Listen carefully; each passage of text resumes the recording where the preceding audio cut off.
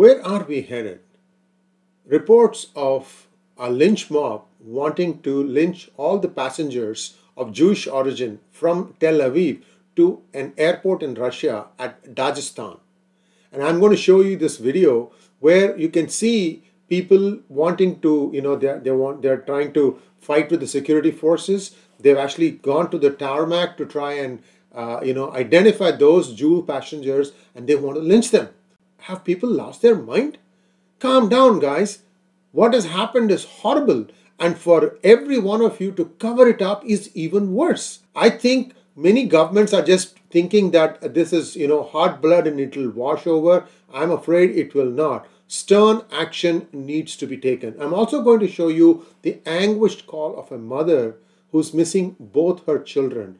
Their mistake to go and participate in this music festival on a Friday night on 6th of October.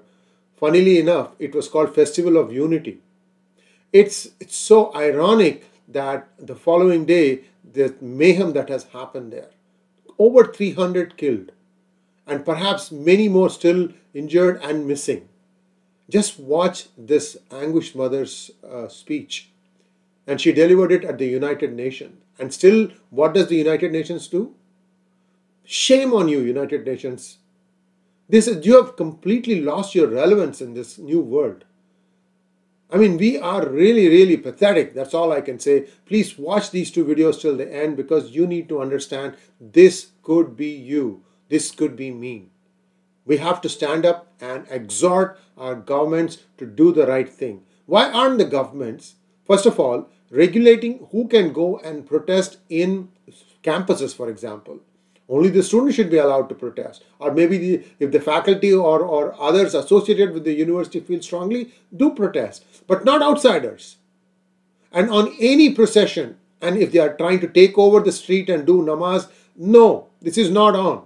And I think it's high time all these local governments started buckling down, locating all the illegals who are congregating, and deport them forthwith. See how much energy is left after that. Most of them have just washed over. It's not just this country. It's not just United States. It's in every bloody country. Just watch these videos. And I want this stupidness, I want this madness to stop now. Thanks for watching. Please like, share and subscribe to our channel. Don't forget to click on the bell button for notifications. My heart really bleeds for the Jews. My heart bleeds for Israel. My heart bleeds for all those law-abiding citizens. This is not the way we live our lives.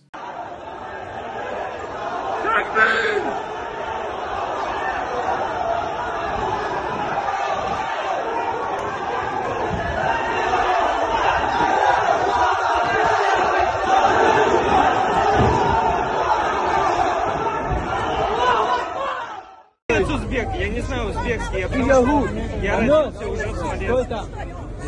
Что это кружит? Смотрите, что мимо нас не прошли! А? Еще здесь наебать решишь.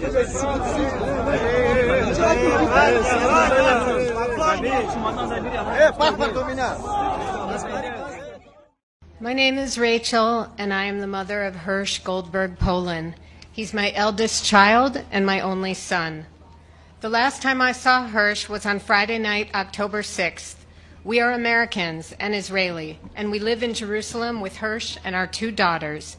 We had gone as a family to synagogue and then to dinner at our friend's house. And at 11 p.m., Hirsch took his backpack he had brought with him, kissed me and kissed John, and headed out to meet one of his childhood friends whose name was Honor. And they were going to go to an all-night nature music festival in the south of Israel, ironically called the Festival of Unity and Love. The next morning, I was having a cup of tea when the bomb sirens started to blare in Jerusalem. John had already left for synagogue. I quickly woke my two daughters, and we went into our bomb shelter in our apartment. After 10 minutes, we came out, and although normally I don't use my phone on the Jewish Sabbath, because it was an emergency, I turned on my phone to make sure that Hirsch and Honor were okay. That was at 8:20 Saturday morning. Immediately, two texts popped up on my screen from 8:11. The first text said, "I love you," and the second said, I'm sorry. And I immediately knew something horrible was unfolding in my world. We came to find out what happened. When the massacre that ultimately killed close to 300 at that music festival and more than 1,400 people total, when that massacre began, 𝗏𝗏, Honor, and 27 others managed to escape to a roadside bomb shelter and hid inside. Hamas militants came to the doorway and began throwing in hand grenades, which all witnesses with whom we have spoken said that Honor managed to pick up 8 of them and throw them back out. But 3 of those hand grenades did get by and detonated inside. Next, Hamas fired into this small concrete room of 29 music lovers, an RPG, and then sprayed the room with machine gun fire. After a couple of moments of the dust settling, Hamas entered. Most of those young people were now dead. Some were alive and wounded and trapped under the dead bodies, so they pretended to be dead. It is from those witnesses that we know that 𝗏𝗏 and 2 other young men were ordered to stand, and when 𝗏𝗏 stood up, they all saw that his left arm had been blown off from the elbow. He had somehow managed to put on some sort of tourniquet or bandage and walked out with the other 2 young men. They were loaded onto a Hamas pickup truck and headed toward Gaza. 𝗏𝗏's last cell phone signal was found inside of Gaza at 10:25 in the morning on October 7th. And since then, we have been given a video showing 𝗏𝗏 getting into that truck with a bloody stump where his left arm used to be. And that was 18 days ago. And since then, we know nothing. We have begged the Red Cross from all other international humanitarian aid organizations to find out if the hostages, who are from 33 different countries around the world, who were severely wounded like 𝗏𝗏, were they treated? The grandmothers, the babies, or 17-year-old Ruth Perez, who has myotonic dystrophy and was stolen from her wheelchair from the music festival without her feeding tube. But our pleas came to no avail. The Red Cross said they were at the border, but they were denied access into Gaza.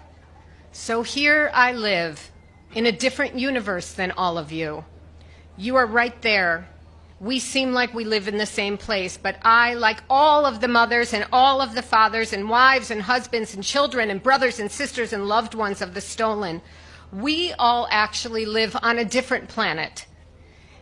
And the very cruelest of questions each of us is asked every single day without intended malice is, how are you?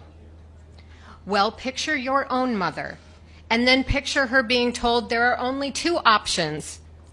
You are either dead, or you had your arm blown off and were kidnapped by gunpoint into Gaza and no one knows where you are, or if you bled to death in that pickup truck 18 days ago, or if you died yesterday, or if you died 5 minutes ago. Picture your own mother, and that those are her only 2 options. And that is my answer to you when you ask, how are you? That is how all of us here on our planet feel, this planet of beyond pain, our planet of no sleep, our planet of despair, our planet of tears. There are over 200 hostages being held in Gaza right now. Over 100 of them are from 33 countries. Where is the world? We, the families of the 200 hostages, are far away on our own planet of agony. But where are you? Why is no one crying out for these people to be allowed access to the Red Cross? Why is no one demanding just proof of life? This is a global humanitarian catastrophe. And the hatred being showered on Israel now, I keep being asked by that in all of the press, and I will say 2 things. First, in an article I read, it was so eloquently stated that when you only get outraged when one side's babies are killed, then your moral compass is broken and your humanity is broken.